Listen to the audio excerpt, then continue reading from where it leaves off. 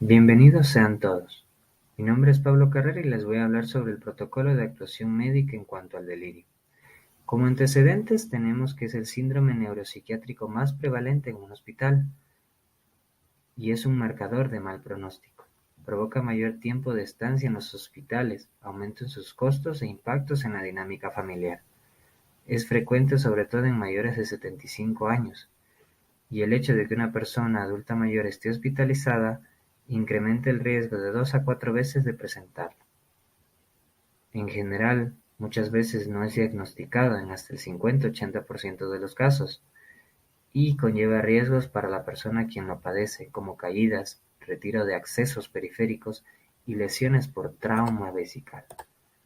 El objetivo que tiene este protocolo es proveer herramientas a todo el personal médico del HBQ para que identifique de manera temprana el riesgo de delirio, y el alcance está aplicado a todos los pacientes adultos mayores hospitalizados. Dentro de los factores de riesgo vamos a tener que todos los pacientes adultos mayores se encuentran expuestos, y podemos dividir y clasificar dichos factores de acuerdo a la patología del paciente, si es de abordaje clínico o quirúrgico. En sí, el principal factor de riesgo que comparten ambos es la edad. Teniendo en cuenta ahora, hablando de los factores clínicos, se recalcan los antecedentes del paciente.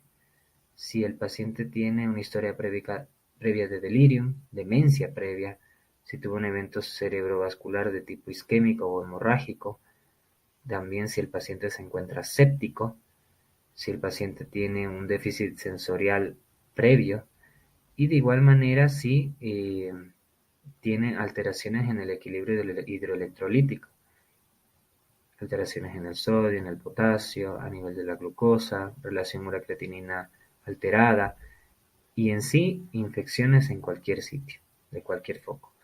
Y desde el punto de vista de hospitalización quirúrgica se refiere a el puntaje de ASA mayor o igual a 3, si hubo transfusiones de paquetes globulares en el perioperatorio, si hubo bastante pérdida sanguínea, si la cirugía duró más de lo esperado, si en este caso tenemos alteraciones también hidroelectrolíticas, entre otros.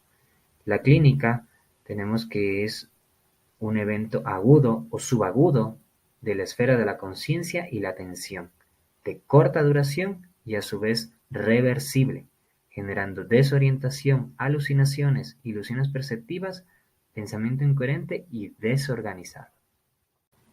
Con respecto al diagnóstico de delirio, es importante tener en cuenta los criterios del Manual Estadístico de los Trastornos Mentales, el DSM, en su quinta edición. Son así 5. Criterio A. Una alteración en la atención, es decir, una capacidad reducida para dirigir, centrar, mantener o desviar la misma. Criterio B.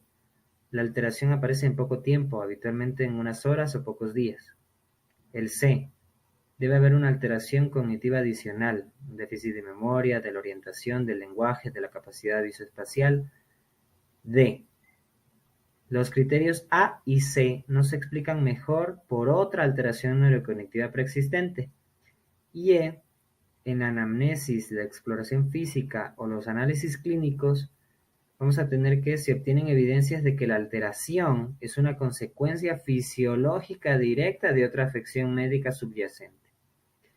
Luego de catalogar el delirio, también se lo puede en este caso definir de manera clínica, si es hipoactivo en relación a que el paciente se encuentra silencioso, somnoliento, letárgico. Este es el tipo más frecuente. O hiperactivo, está inquieto, irritable, preocupado, ansioso, combativo. Y mixto, una alternancia entre ambos. ¿Qué herramienta tenemos los profesionales para poder identificar un paciente con alto riesgo de delirio? El Confusion Assessment Method, el CAM. Es de fácil y rápida aplicación, tiene una sensibilidad muy elevada, 94-100%, así como también su especificidad. Y la concordancia interobservador es del 100%, es decir, que si yo obtengo un puntaje de 3, la persona que lo realice también va a tener un mismo puntaje. Tiene 4 criterios. Se deben cumplir los dos primeros y al menos uno de los siguientes. Entonces, es un cambio en el estado mental de inicio agudo y curso fluctuante.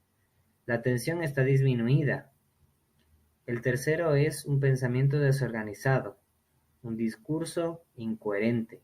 Y el cuarto es una alteración en el nivel de la conciencia, que puede ir desde vigil, somnoliento, estuporoso.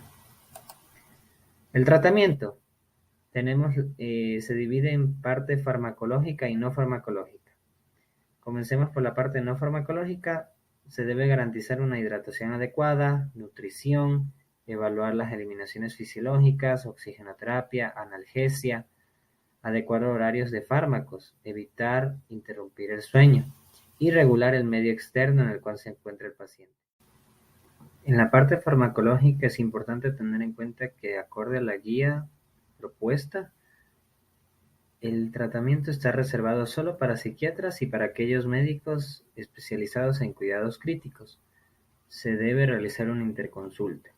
Nunca se debe tratar al paciente de manera profiláctica y es importante tener en cuenta los siguientes fármacos con sus dosis correspondientes: olanzapina, quetiapina, risperidona y haloperidol. Como efectos secundarios, generan movimientos extrapiramidales, prolongación del QT y efectos gastrointestinales. Finalmente, unos puntos de buena práctica clínica que les quiero dejar en esta guía es elaborar una buena historia clínica geriátrica, funcional y social, aplicar el CAM siempre en mayores de 60 años y registrar el resultado, solicitar interconsulta de psiquiatría, establecer adecuadamente las medidas no farmacológicas, que siempre el familiar se encuentre permanente y una comunicación efectiva, identificando cambios del patrón de conducta.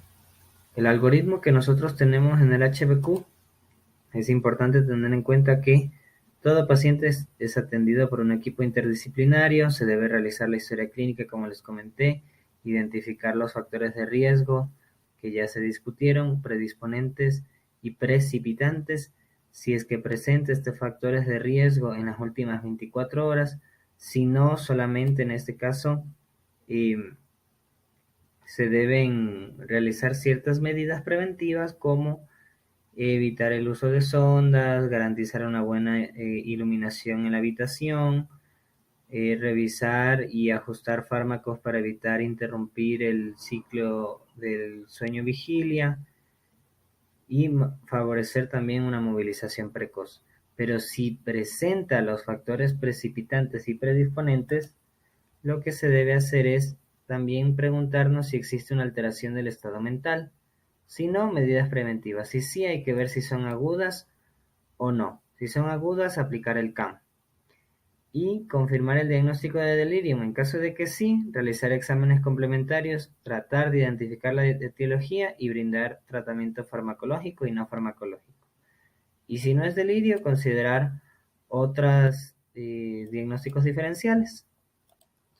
Esta es la guía de la cual se extrajo la información y ha sido un placer enseñar sobre la guía del delirium del HBQ. Gracias por su atención.